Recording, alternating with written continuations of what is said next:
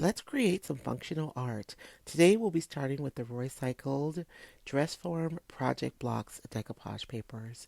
I love these papers because you have so many options on one sheet. I've used a string to tie the clamp open so it'll be out of our way while we zhuzh up this clipboard. I'm going to start with some bonding primer to make sure that our paint adheres well to the metal. Today we'll be doing an underpainting before we decoupage. Using some permanent ink, I'm going around and first applying the ink and then using a dry clean brush to really buff it out to create more of an organic shape. Before I start decoupaging, you guys, I'm sure to both dry and set the ink using the heat from my craft dryer.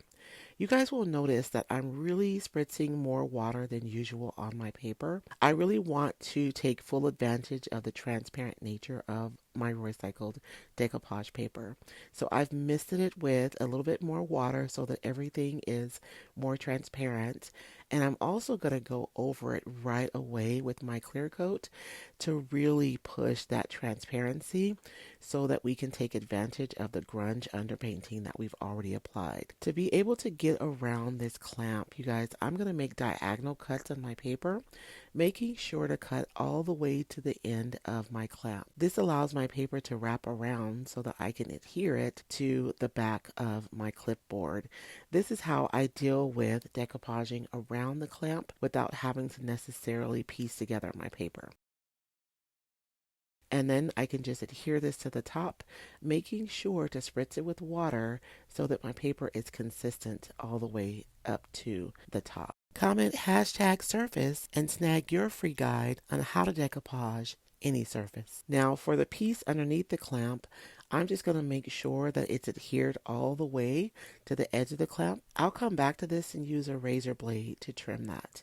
Once I get it trimmed with my sanding block, we can get to painting our clip.